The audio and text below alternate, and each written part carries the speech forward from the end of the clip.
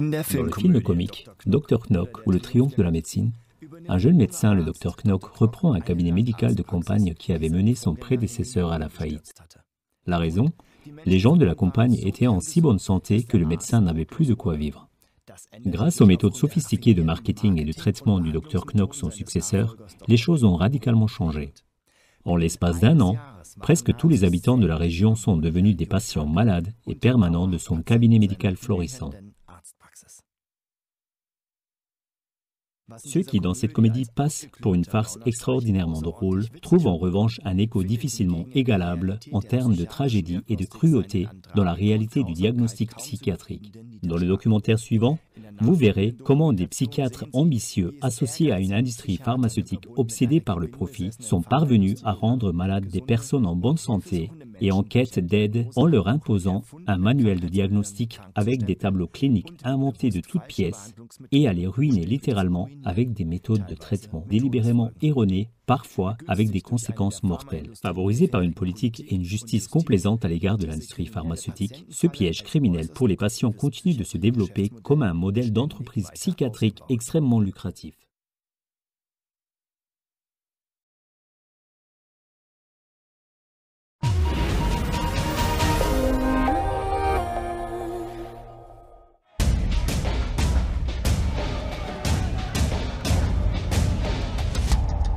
This is the Citizens Commission on Human Rights, a non-political, non-religious, non-profit organization dedicated to bringing justice to the psychiatric industry.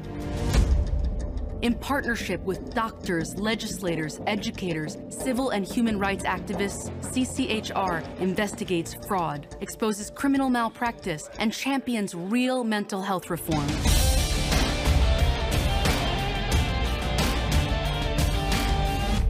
The following documentary may induce intense feelings of outrage and betrayal. It contains scenes of criminal fraud, corporate greed, and exploitation of the world's most vulnerable people. It exposes the truth about the Diagnostic and Statistical Manual, Psychiatrie's premier text on diagnosis and treatment.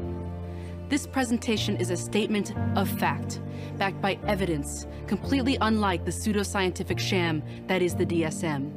This is the Diagnostic and Statistical Manual, Psychiatrie's deadliest scam. Life can be a real adventure. Hot, fast, slow or sad. Maybe sometimes even filled with ups and downs. But, according to psychiatrists, any part of life can be labeled a mental illness. Really? Like what? Let's say you're upset after a bad breakup. Well, that could be labeled depression. What if you're nervous before speaking in public? Anxiety disorder. Or being really talkative and super active? Manic. That sounds a little crazy. It does. But how much does this really happen? Let's go ask. How many people do you know that have been diagnosed with a mental disorder?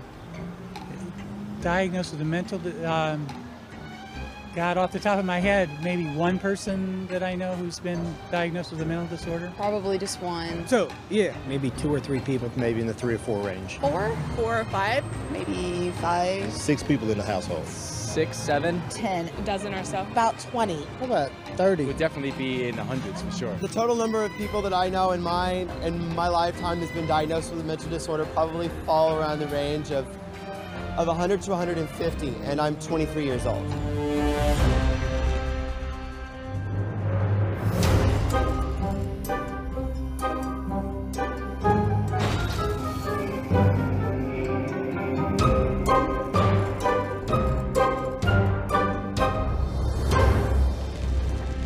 But where are these disorders all coming from? From Psychiatrie's Diagnostic and Statistical Manual of Mental Disorders.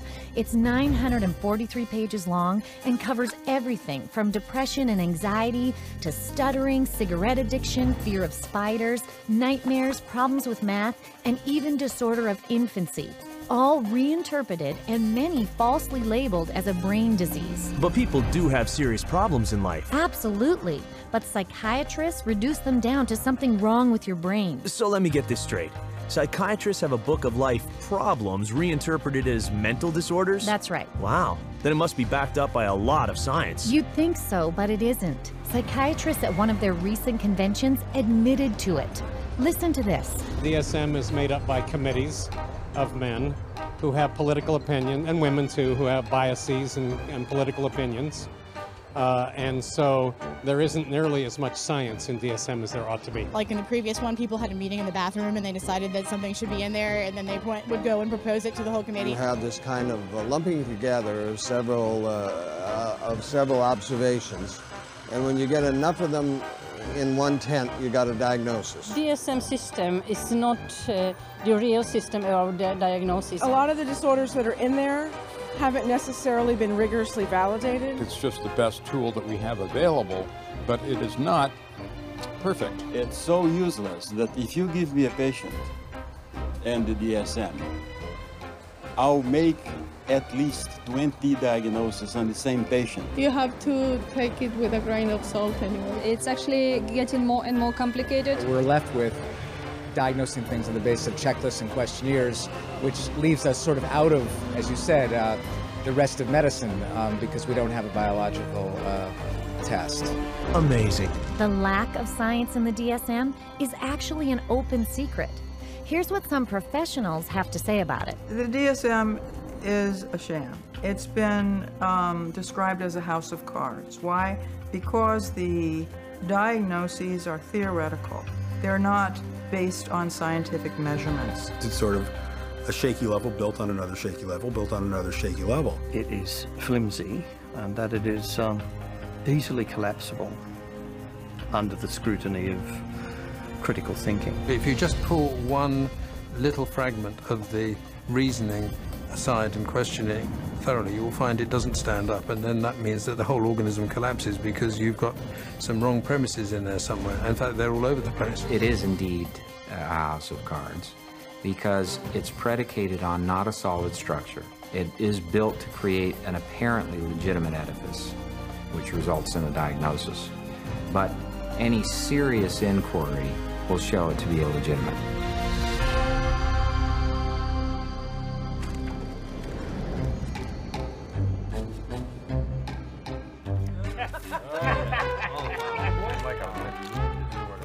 Moneymakers here, I tell you. With schizophrenia,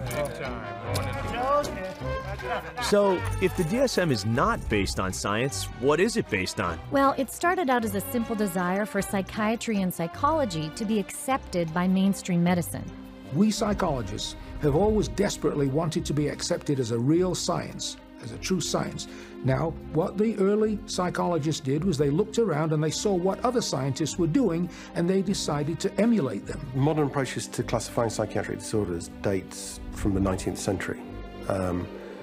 Nearly all the clinical concepts we have today originate from that time. Probably the most important of all was a chap called Emil Kraepelin, who worked first of all in Heidelberg and then in Munich. Never heard of him. Emil Kraepelin is known as the father of psychiatric classification. He was the first person to classify what he thought were biological illnesses in the brain.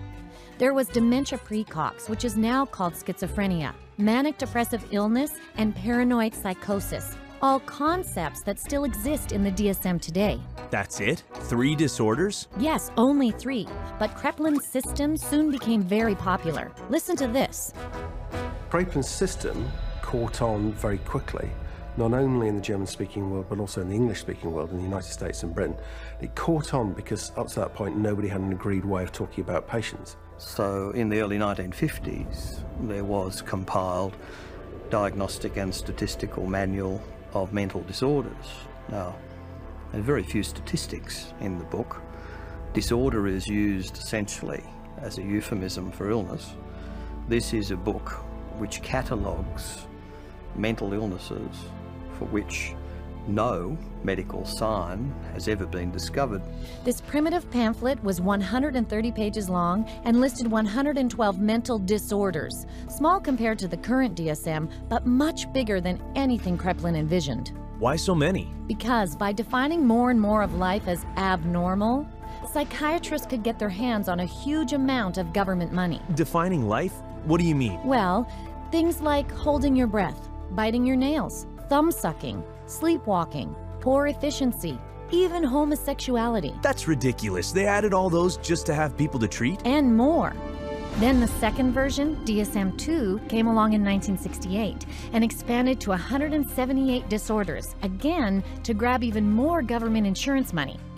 To do this internationally, the DSM-2 was specifically written to align with the International Classification of Disease, the ICD, a book extensively used in Europe and around the world that, apart from psychiatric diagnoses, lists real medical diseases. So that's how psychiatric disorders got accepted by mainstream medicine.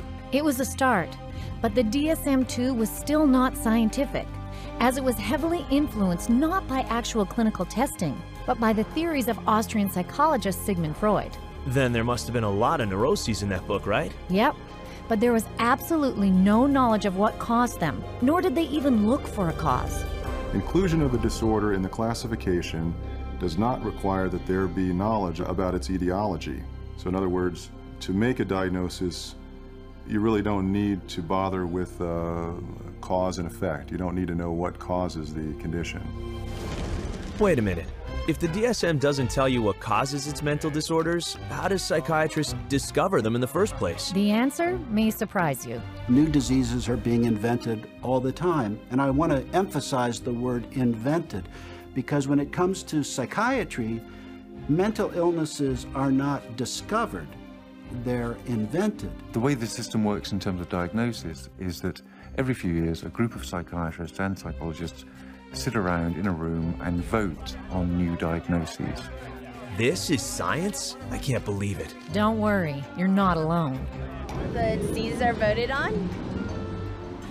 What do you mean? Did you say, are they voted into existence? Are voted? As in created. Oh, man. I think that's kind of ridiculous. It's crazy that you would vote. I definitely don't agree. I don't agree with it at all. Mental disorders should be based on scientific research. I have been led to believe that it's all based on medicine and science. So I'm kind of shocked to find that out. Me too. There's more. Not only are mental disorders voted into the DSM, but now and then they are also voted out.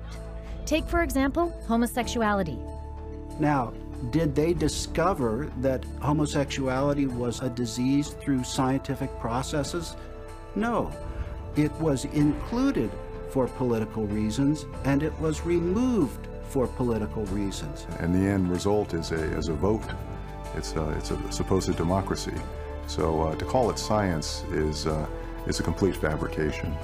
So the DSM is actually political, not scientific. Right.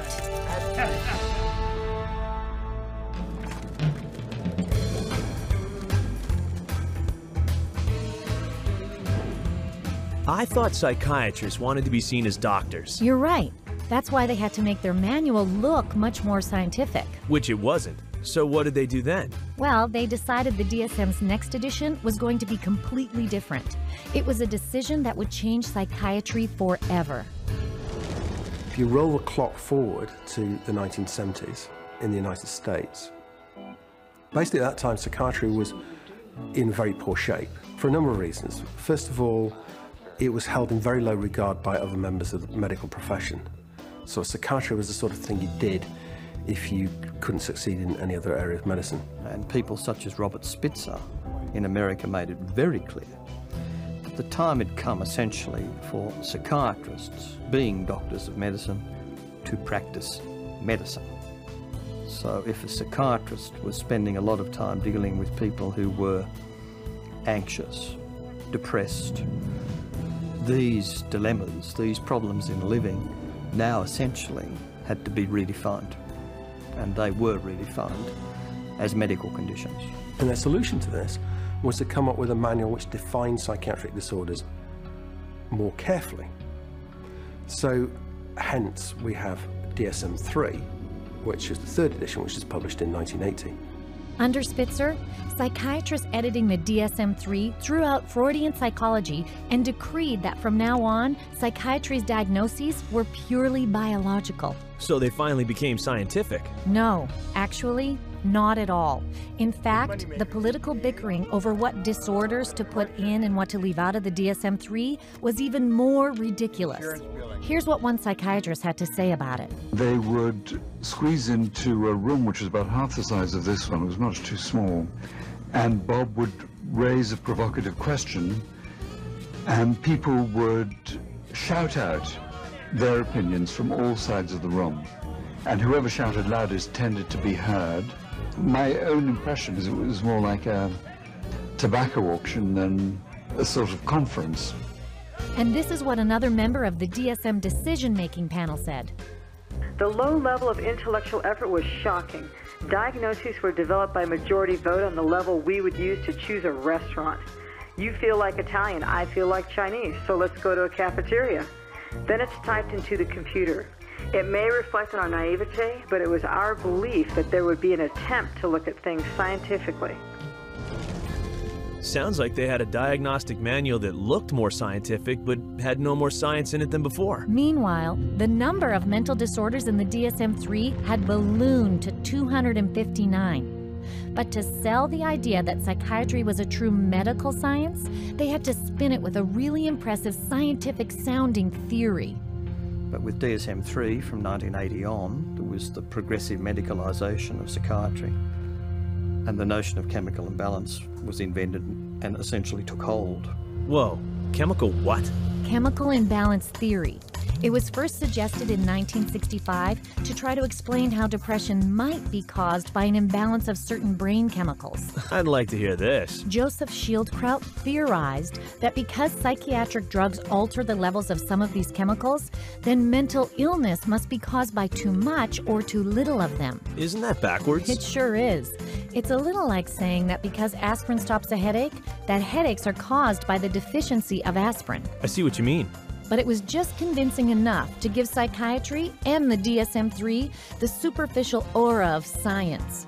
As Robert Spitzer put it, psychiatry felt now, gee, we're more scientific, we're part of medicine. So it worked. Yes, and ever since then, psychiatrists and the pharmaceutical industry have relentlessly promoted this chemical imbalance theory both to the medical field and the public. If you're one of the millions of people who live with uncontrollable worry, anxiety, and several of these symptoms for 6 months or more, you could be suffering from generalized anxiety disorder, and a chemical imbalance could be to blame. Cymbalta works on serotonin and norepinephrine. Hundreds of thousands of patients have been prescribed Abilify. Ask your doctor. Ask your doctor. Talk to your doctor. Call your doctor. Ask your doctor about Cymbalta. Pristiq is a key in helping to treat my depression. Ask your doctor about Pristiq. You come to my office, and I say to you, well, you describe what's going on in your life and your symptoms, and I say, well, it's clear to me that you've got a chemical imbalance, and we're going to write you a prescription for this. The truth of the matter is, there's no such thing as a chemical imbalance. There's no test out there that they can depend on that tells you you have a chemical imbalance. There's actually, in fact, dozens of studies showing that there isn't any measurable imbalance. So psychiatrists will explain to patients all the time, this is just like diabetes. In diabetes, you have low insulin, we have to readjust the insulin level. In depression, you have low serotonin, we have to readjust the serotonin level. But actually, we have already proven that there's nothing wrong with serotonin levels. It's completely a myth, disproven by our own evidence. Wow, is this for real? See for yourself. Here's what happened when a person with a hidden camera went to several different psychiatrists asking to be tested for a mental illness. Of any scientific test? Not that I'm prepared to do this time. You didn't know how.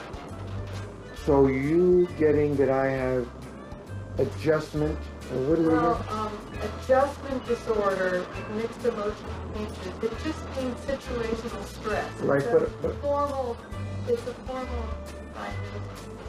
But I'm saying, just where do you get that from? I take you at face value. In terms of diagnosis, there's no way that I can X-ray or so it's very hard to have anything to measure. Because whatever's going wrong is happening in there, and we just can't go in and open up somebody's skull and scoop something out to measure. Right now, we don't have an X-ray or a blood test. That doesn't mean that the diagnosis is not real. The diagnosis is for insurance, and I'm not really trying to think too much in terms of diagnosis. I don't really see that as my main job here is to make a diagnosis, except give something to the insurance that's reasonably accurate. But we don't even really know what's going wrong in the book. So all the things that we found were found by accident. I'm stunned.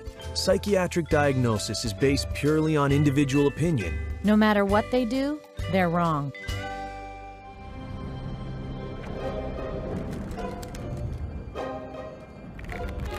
Okay, I'm in. And I got a pair of compulsive disorders here. I have a question. How can psychiatrists call themselves evidence-based when they have no evidence? It goes further. Not only do psychiatrists have no test to prove the mental disorders they label you with, they can't even define what a mental disorder is. No. They even state it in the DSM. Watch this. Although this manual provides a classification of mental disorders, it must be admitted that no definition adequately specifies precise boundaries for the concept of mental disorder. There you go. Unbelievable. But psychiatrists weren't done yet. 14 years after DSM-3, they published DSM-4, and its editor-in-chief has been even more blunt about the term mental disorder. There is no definition of a mental disorder. It's bullshit. I mean, you just can't define it. So even though they admitted they couldn't define what a mental disorder was, a term they used in the title of their own manual, they added more disorders? A lot more. 115 to be exact, for a grand total of 374. That's over 3 times the number of disorders listed in DSM-1. And in just over 40 years. And this book weighs almost 5 pounds. That's bigger than a metropolitan phone book. It's a buyer's catalog of mental illness. And with it, 120 million people worldwide have been diagnosed with a mental illness. Wow.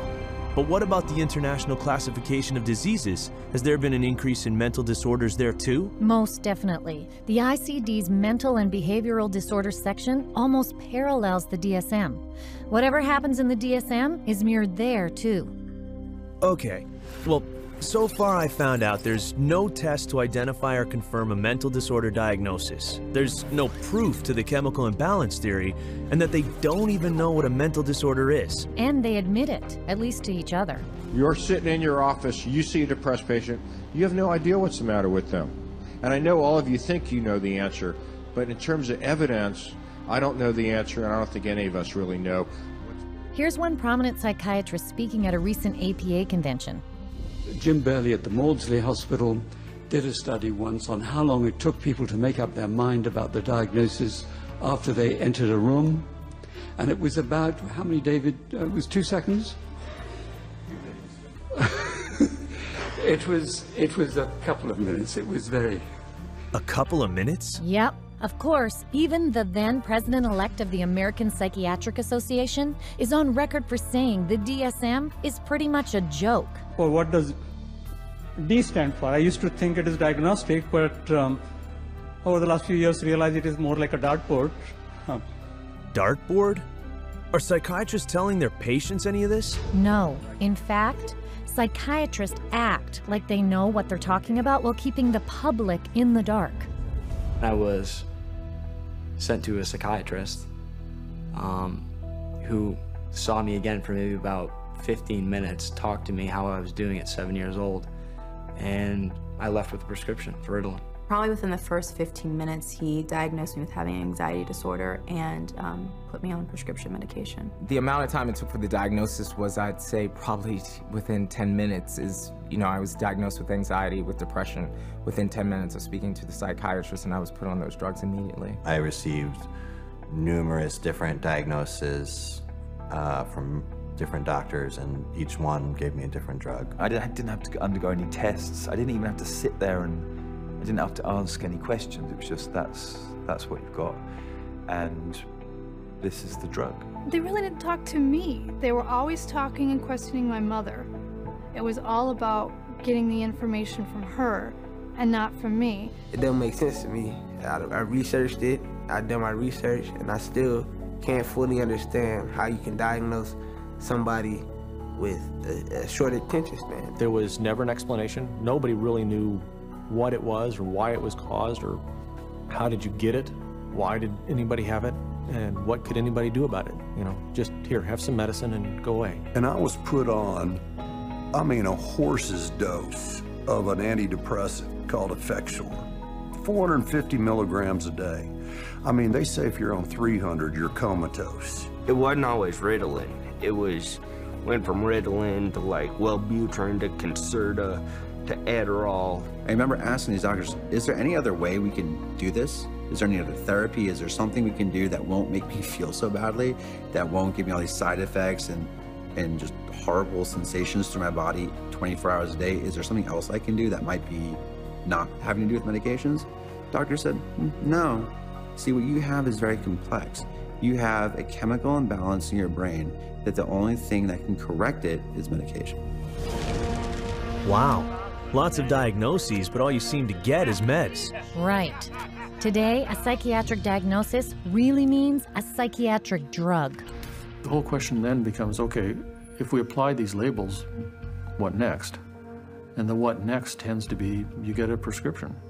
And the prescription is for a drug that doesn't work very well and is toxic. These drugs have on their labels may increase the risk of suicide and homicide in people who take them. Just like a carton of cigarettes has to say may be hazardous to your health. You don't feel like you're in your own skin. It almost feels like you just want to come out of your skin all the time. I get really bad headaches, I'd start shaking. I wouldn't sleep very well, I'd have nightmares. I had started shaking really bad and it was like uncontrollable, you know? And it's like, I don't understand why I shake so much. It brought on the symptoms that I was trying to escape from. Very severe. I'd go through spells where I'd just be completely just dead. There would not be me there. I'd just be standing there and there would be nothing. I think we all have emotions, happy, sad, you know, situational emotions in life, and it didn't allow me to experience them. Don't experience tears, you don't experience a lot of laughter. It just makes life real flatline. I described to a friend of mine as like waking up in a manila folder and it's a cloudy day. Everything is boring, unmemorable, unspecial. It changed me. It changed who I was. It changed the essence of my personality. You know, it just started making me worse. And I got in such bad fights with my brother. I scratched his face up and, you know, stuff like that. I started to experience suicidal ideations almost immediately. And I had never had any feeling like that before. I remember when I was at home one day, I had taken my medication and I thought about killing myself. And I got really scared, so I ran to my brother and I told him, and he just held me and told me not to give up and to just keep trying. And I actually thought that's maybe the one thing that I do have control over, that I could, you know, I could off myself, and I would be out of this roller coaster of an existence. I have been raped. I have been coerced into doing things that I do not care to speak of. But just to put it in perspective, even having experienced that, the experiences and thoughts and loss of self that I had being put on Prozac was the worst violation I have ever experienced. I'm speechless. People don't even know what these drugs are doing because they trust their psychiatrist. Not only that, recent studies have shown their drugs like antidepressants don't cure disorders any better than a dummy sugar pill, a placebo.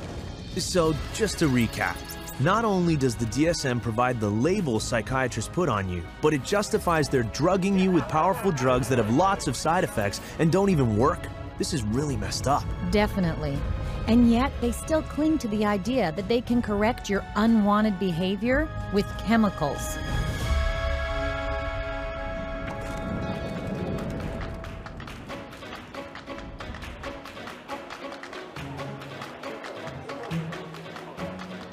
Naturally, psychiatry appeals to the pharmaceutical industry, since now they can market and sell drugs for each disorder named in the DSM. I know those marketing campaigns, they're everywhere. Yes, but if you'll notice, they're also marketing the disorder. Drug companies advertise DSM disorders in print, on television, and the internet, urging them to talk to their doctor. They put their paid experts on talk shows to talk about the latest mental illness epidemics. They plant newspaper articles about them and even hire psychiatrists to conduct studies and write papers to give the disorder the air of science. Because if people think they have the disorder, they'll ask for the drug. Exactly.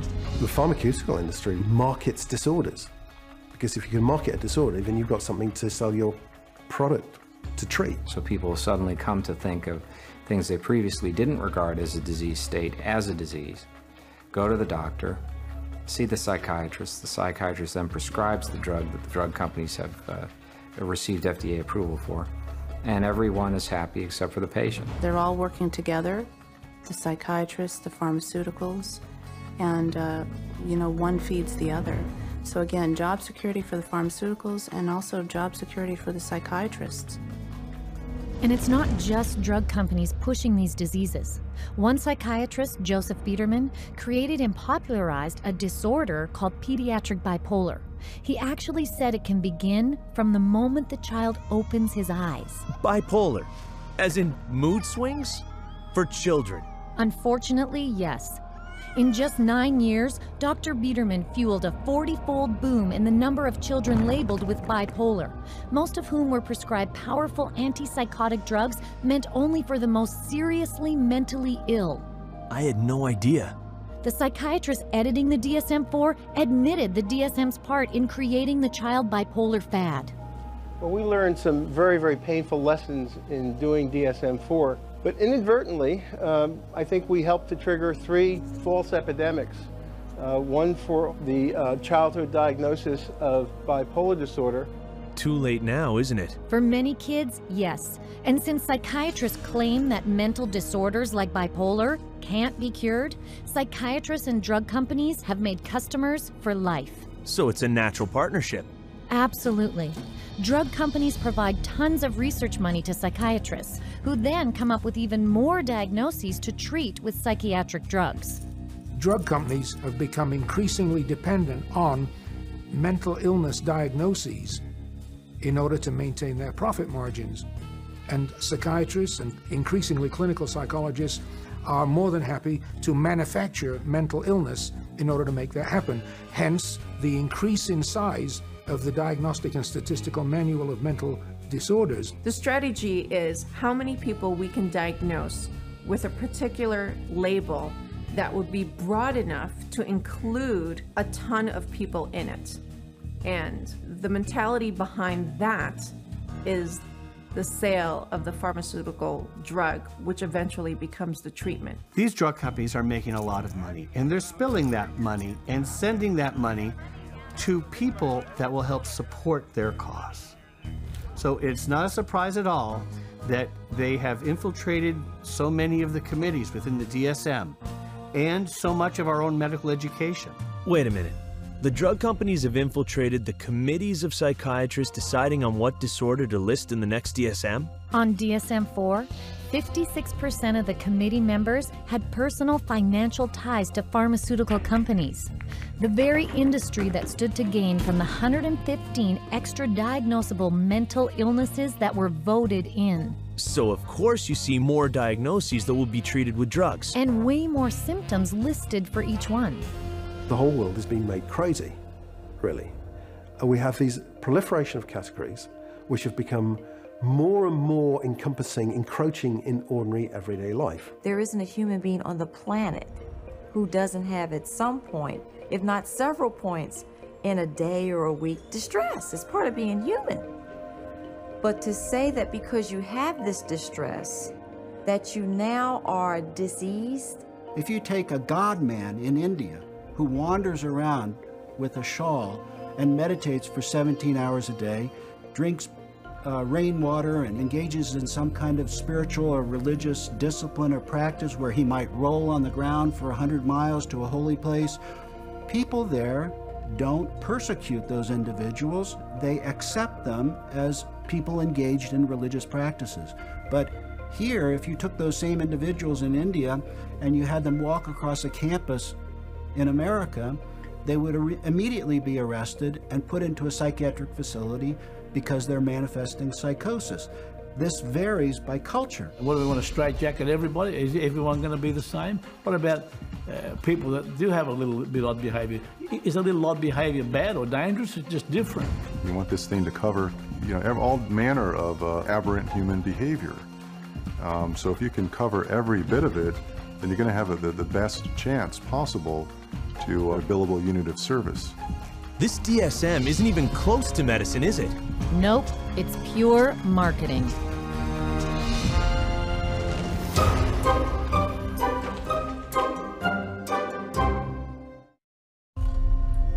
They gave me 28 shock treatments and literally raped my soul. Electroshock is torture being passed off as therapy. They cause brain damage, organ failure, seizures. Does ECT cause death? Yes, it does. The biggest mystery of all is why on earth people think that putting bolts of electricity through people's heads is a good idea. I was being forced to have this treatment. You're 13 times more likely to commit suicide if you do the ECT. The shock is like a grenade going off in the body.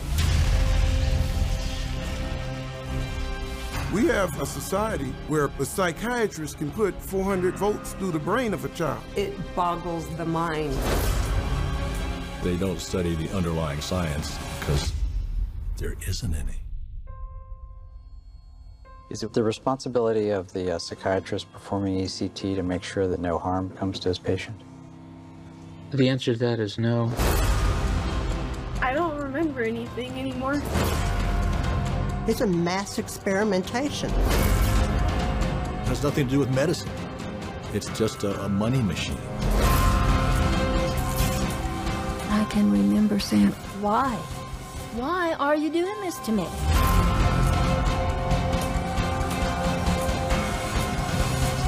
How do you call something treatment when it's been used for torture?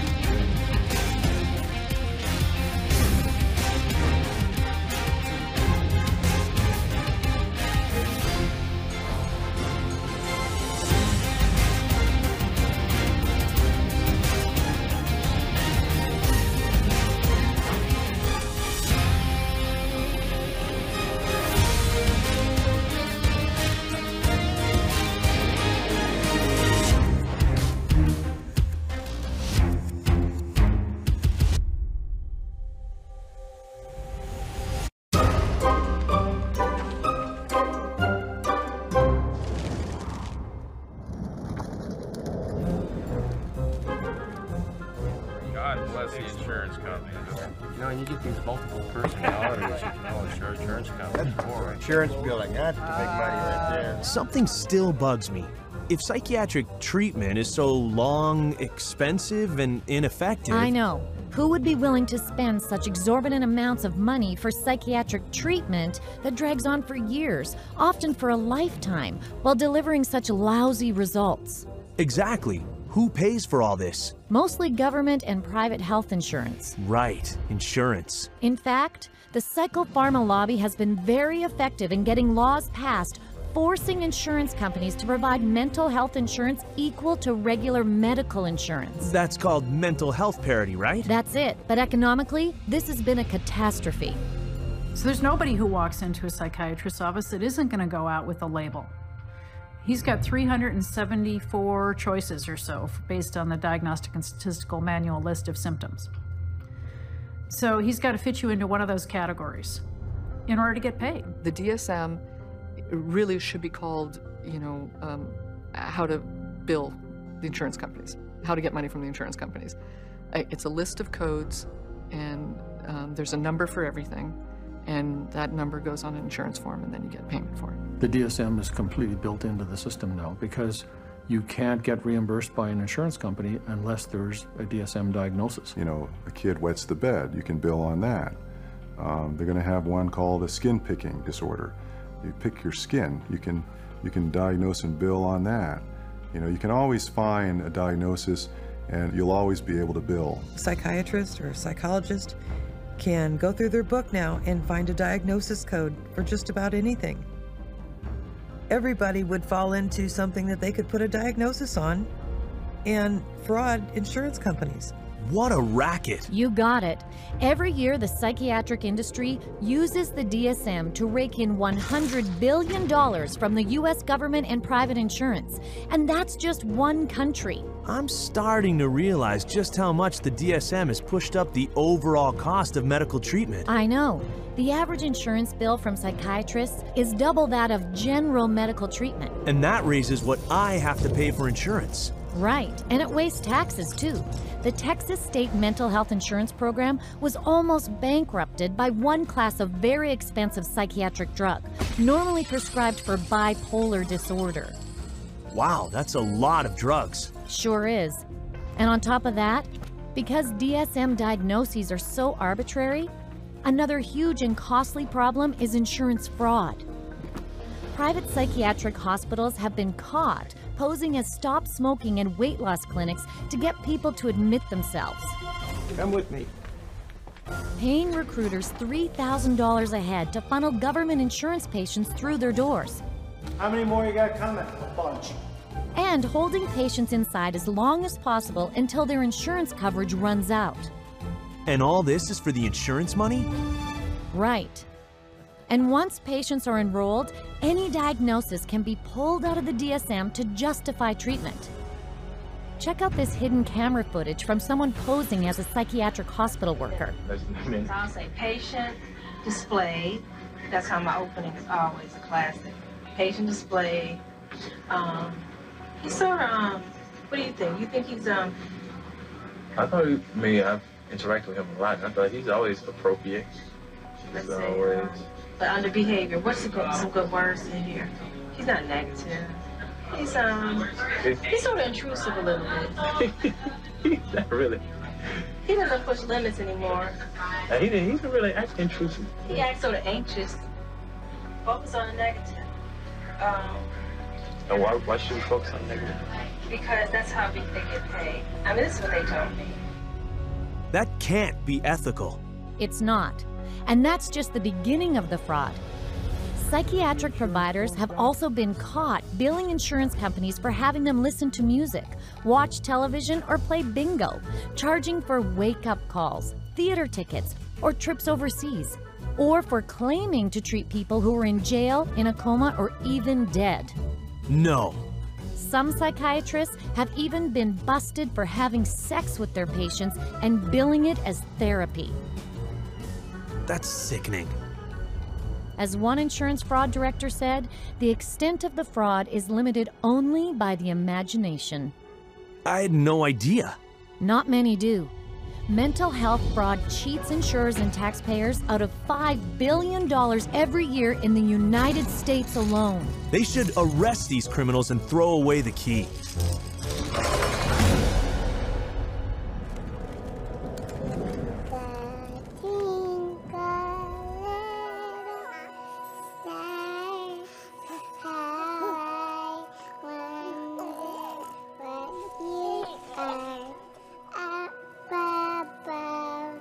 Oh no, not them too.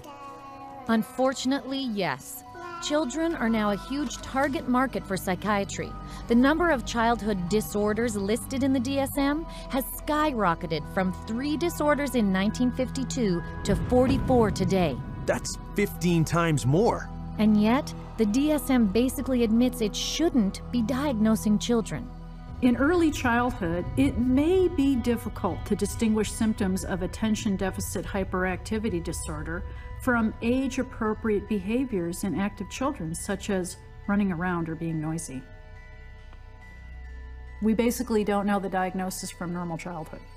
That's what that's saying. Attention deficit hyperactivity disorder. That's what psychiatrists call kids who don't sit still in class, fidget, run, or climb a lot. Basically childhood behavior, right? Right. And 20 million kids worldwide have been labeled with some mental disorder. So instead of letting kids be kids, psychiatrists are now telling parents their children are mentally ill and need psychiatric drugs. It used to be that you were on the playground, you had the weird kid, you had the shy kid, you had the goof off, you had the hyper kid.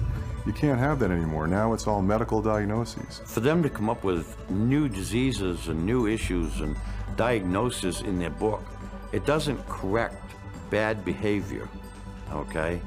They can give children all the pills they want. It still doesn't correct bad behavior. The thinking still is, you must fit into this mold. And if you don't fit into this mold, there's something wrong with you. And if you're not the person who designs the mold, too bad for you. A child is labeled and then they're brought to professionals who are trained a very particular way. They're all being trained that if the child fits into this category, then we should consider putting them on Ritalin because that's what they do. That is the protocol. The way the Ritalin will be marketed to the parents is that they will say, this is a drug to calm your child down. What they won't say is that methylphenidate is a form of speed. It's a form of amphetamine, and what we're actually doing is overdosing your child on speed. It's a stimulant. So naturally it's going to increase heart rate, increase blood pressure, and you put a kid out on a football field on a hot summer day, and his risk of having a cardiac event of some sort has just gone up. You know, I heard that stimulants given to kids diagnosed with attention problems are chemically very similar to cocaine. Yeah, and they have such a high potential for abuse, they're listed by the US government in the same category as morphine, opium, and methamphetamine. So who are psychiatrists going to drug next? Babies? Exactly. They're using what they call Diagnostic Classification 0 to 3, or DC 0 to 3. It's like a mini DSM for babies and toddlers. Listen to this. We already targeted our school children with ADHD and bipolar.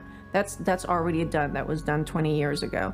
And we're moving younger with DC03 to the 0 to 3 age group, where they're trying to make popular the idea that it's okay to medicate 0 to 3-year-olds. The idea of a program to determine whether a child from birth to the age of 3 has a mental illness is so preposterous, so absolutely insane, that it's simply an additional part of the insanity that is now extent throughout this country. I cannot think of a program that is more insane than that. How are they going to diagnose a 1-year-old or an infant with a psychological disorder? How do they know? You almost have to ask ourselves, if our societies become sick, what are we doing to our fetuses, our infants, our children, that would make us need to have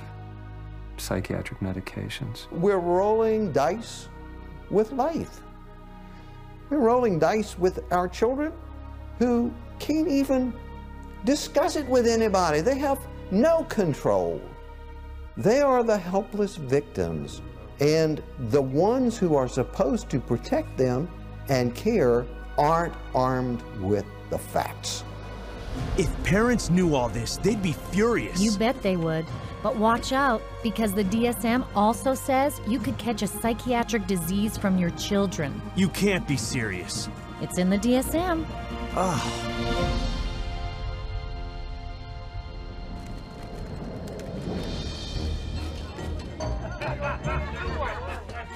So, if the DSM is so completely useless, why are psychiatrists... Oh, gotcha. It's all about money, isn't it? With psychiatry, it's always about money. And it all starts with the DSM. As Robert Spitzer said, the American Psychiatric Association found out it could make a lot of money by selling it. They've made a tremendous amount of money. Every time they revise the DSM system, the American Psychiatric Association makes a hell of a lot of money. A hell of a lot of money? How much are we talking about? $6.5 million in sales a year. Whew.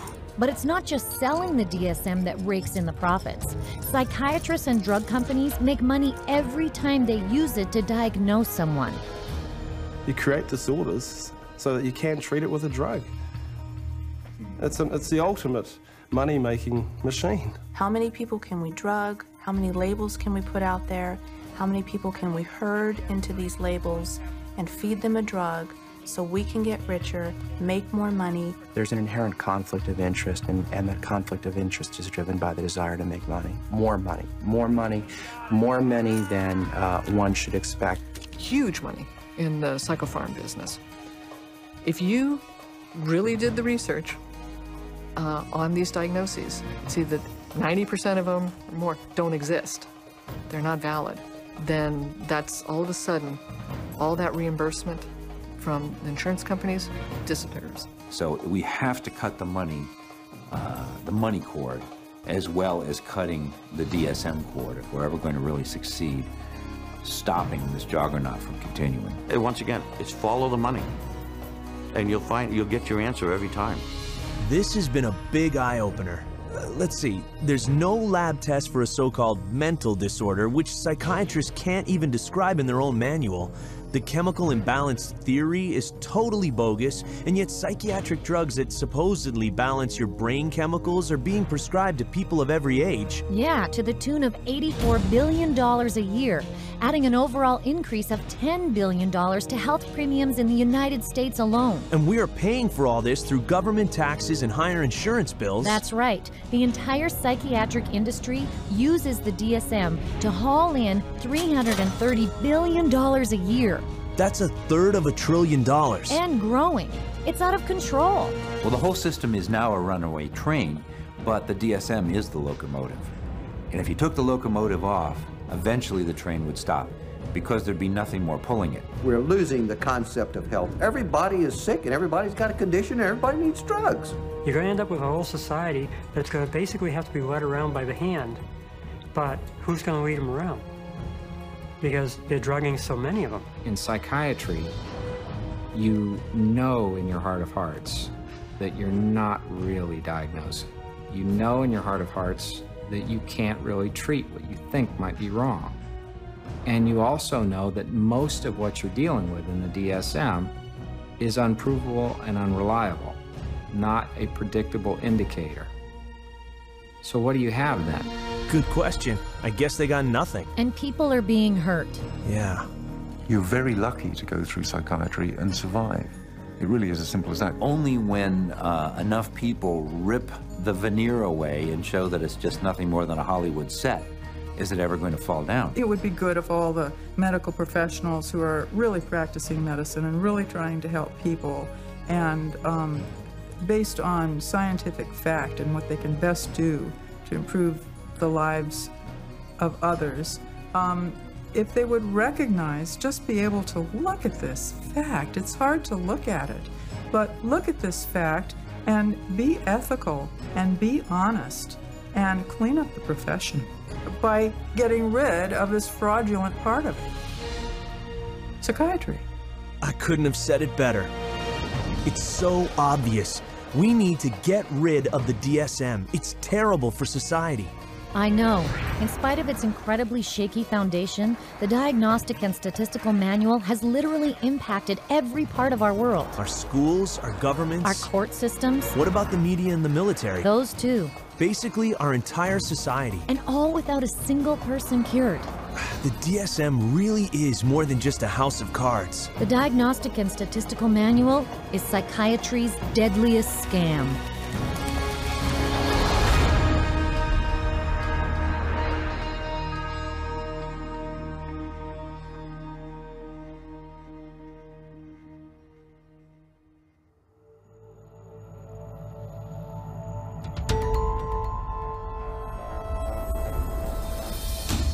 Founded in 1969 by the Church of Scientology, the Citizens Commission on Human Rights investigates and exposes psychiatric violations of human rights.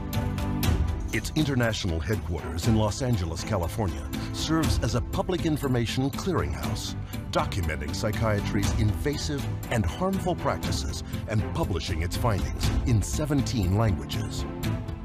CCHR has distributed more than 12 million copies to healthcare professionals, government officials, educators, and business leaders around the world.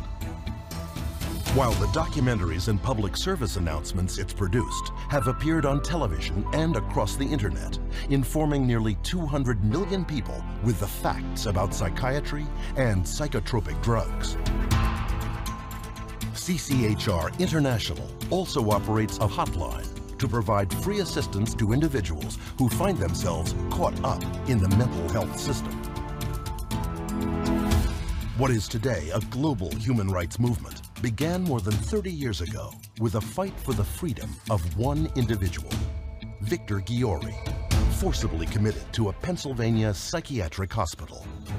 The hospital psychiatrist claimed Ghiori was babbling incoherently and diagnosed him a paranoid schizophrenic. But Ghiori wasn't insane. He was speaking Hungarian. CCHR filed a lawsuit against the hospital and its abusive psychiatric treatment. Their defense of Ghiori was so tenacious that in the middle of the case, the psychiatrist running the hospital stood up and announced, "We want nothing more to do with Victor Ghiori." Securing Victor Ghiori's release was the first of thousands of cases championed by CCHR. In apartheid South Africa, CCHR exposed secret psychiatric work camps where tens of thousands of Africans were imprisoned, drugged, electroshocked, and then farmed out as slave labor. When apartheid ended, CCHR presented testimony to South Africa's Truth and Reconciliation Commission, resulting in a government inquiry into psychiatric racism. In Australia, CCHR exposed a psychiatric practice called deep sleep treatment. Patients were given a cocktail of barbiturates and psychiatric drugs. They were then given electroshock treatment, sometimes twice daily, without their knowledge. Deep sleep treatment caused 48 deaths and damaged hundreds more. CCHR investigated, exposed it, and fought until deep sleep treatment was banned and its victims compensated. In Italy, CCHR, working with legislators and the media, conducted raids on psychiatric hospitals, the conditions of which were barbaric. CCHR persisted until those institutions were closed.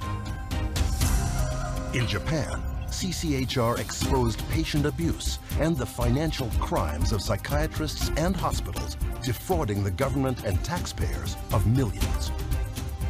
The guilty were convicted of fraud, and patient protections were implemented. And in the United States, CCHR uncovered a billion-dollar fraud in the nation's largest chain of private mental health facilities. 600 federal agents conducted raids across 20 states. Dozens of prosecutions ensued, millions of dollars in fines imposed, and the entire chain of corrupt hospitals was permanently closed. And the list goes on. In Australia, France, Germany, Hungary, and the United Kingdom. CCHR has not only been responsible for closing thousands of abusive psychiatric facilities, but at the same time, they have restored patient rights all over the world. And it was CCHR that sounded the alarm about the dangers of psychiatric drugs, resulting in public warnings about their use, such as in Europe, where its medicines agency slapped antidepressants with suicide warning labels. South Africa, where the government now warns elderly citizens about the risks associated with taking antipsychotics. And the United States and Mexico, where thanks to CCHR's efforts in promoting the Child Medication Safety Act, parents can no longer be forced to give their children psychotropic drugs. All told, CCHR is responsible for nearly 200 laws and 300 official drug warnings, safeguarding the public from the dangers of the psychiatric pharmaceutical industry. Wherever and whenever psychiatrists abuse human rights, CCHR takes its message to the streets. From the United States to Japan, and from Canada to the United Kingdom, members of CCHR lead marches to secure the protection and freedom from psychiatric abuse for everyone. Today, CCHR has over 150 chapters in 30 countries, with thousands of members joined together to defend human rights against psychiatric abuse. It is a fight that will continue until psychiatry's abusive and coercive practices cease and human rights and dignity are returned to all. If you need help or to report psychiatric abuse, go to cchr.org.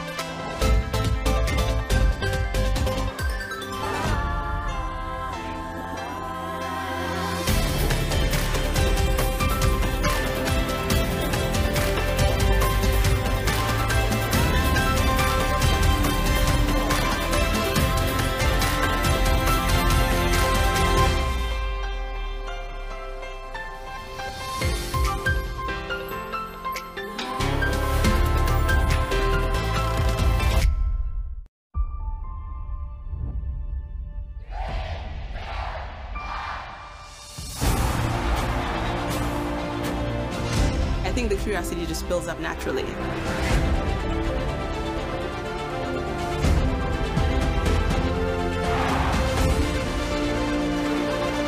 What actually is Scientology?